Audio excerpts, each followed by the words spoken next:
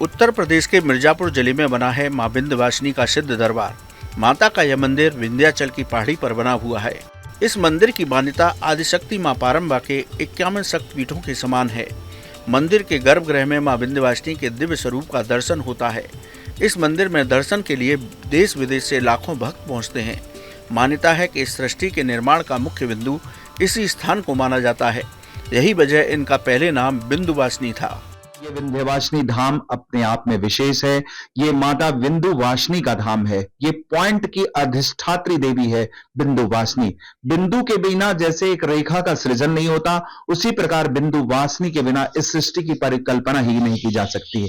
और ये धाम इसलिए विशेष है, ये विंध्यवासिनी यहाँ पे 3 बिंदुओं के साथ एक त्रिकोण का निर्माण करती है, जहां तीनों ही देवियां यहाँ पर विराजती हैं, महाकाली, महालक्ष्मी, महासरस्वती, और तीनों ही अपने आप में विशेष रूप से विराजमान है। ये असंतुलित मानव जीवन को संतुलन प्रदान करने वाला है। और चूंकि शून्य की अधिष्ठात्री है, और जब हम ध्यान की शून्य की मुद्रा में ही जाते हैं तभी हम सिद्धि को प्राप्त करते हैं। तो ये धाम भी सिद्धि पीठ है साहब। यहां आकर के सिद्धियां प्राप्त होती हैं, अल्प समय में सिद्धियां प्राप्त होती हैं। इस मंदिर में मां विंध्यवासिनी यंत्र पर विराजमान है, इसलिए इस मंदिर की प्रसिद्धि सिद्ध पीठ के रूप में है। इस मंदिर में भगवती के तीनों स्वरूप के दर्शन होते हैं। इस मंदिर में रक्त बीज के संहारक के रूप में मां महाकाली का दर्शन होता है। मां विंध्यवासिनी के दर्शन के बाद यहाँ आए भक्त मां काली के दर्शन अवश्य करते हैं। जो 3 बिंदुओं के साथ त्रिकोण का निर्माण करती है, तो प्रथम बिंदु पे इच्छा की देवी विंध्यवासिनी, दूसरी बिंदु पे खेचरी मुद्रा में रक्त बीज संहारिका महाकाली का वो विग्रह है। ऐसा विग्रह आपको अन्यत्र कहीं नहीं मिलेगा।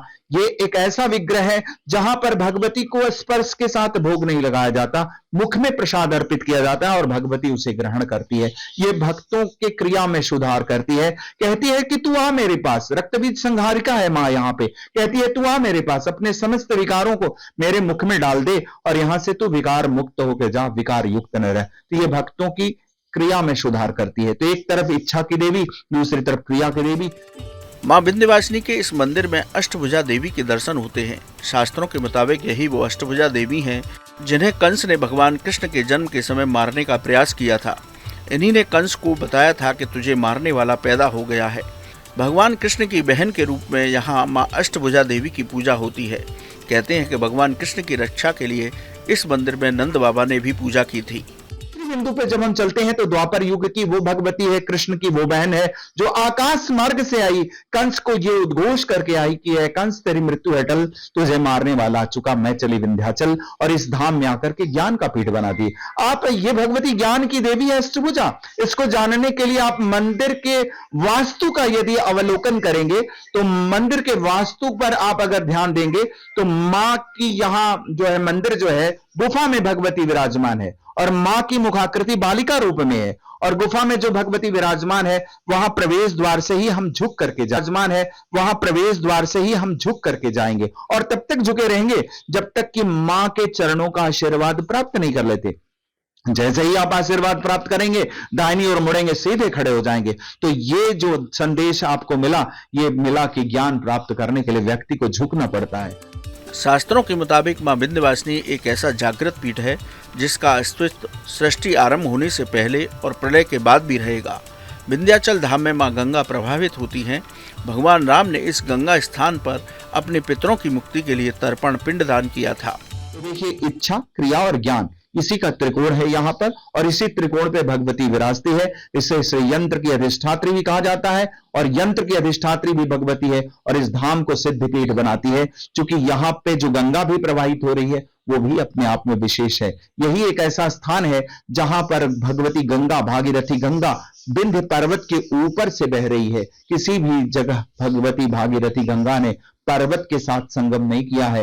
विंध्याचल जी ही इकलौता स्थान है पूरे ब्रह्मांड में जहां भागीरथी गंगा ने विंध्य पर्वत के साथ संगम किया है, उसके ऊपर से बही है और नीचे कंकड़ कंकड़ संकर हैं। इसलिए त्रेता युग में भगवान राम को यहाँ आना पड़ा, इसी संगम स्थली पर अपने पितरों के लिए पिंडदान करना पड़ा और पितर को सदगति के लिए उन्होंने यहाँ आकर के जो उपाय किए इससे प्रसिद्धि दी। त्रेता युग में, सतयुग में द्वापर युग में और आज कलयुग में, चारों युगों में ये धाम अपने आप में पूजनीय रहा है, पूजा जाता रहा है। देवता भी यहाँ आने के लिए ललायित रहे हैं और इस धाम में विशेषता भी यही है कि मां के स्नान का जल जहां गिरता है वहां त्रिदेव विराजते हैं। इसीलिए कहते हैं विंध्य क्षेत्रे समम क्षेत्रे नास्ति ब्रह्मांड गोलोके। पूरे गोलोक में ऐसा ऊर्जावान स्थान अन्यत्र कहीं नहीं है। यूं तो हर दिन मां विंध्यवासिनी के दरबार में तांता लगा रहता है, लेकिन साल के चारों नवरात्र में इस सिद्ध शक्तिपीठ में दर्शन करने के लिए देश विदेश से लाखों भक्त पहुंचते हैं।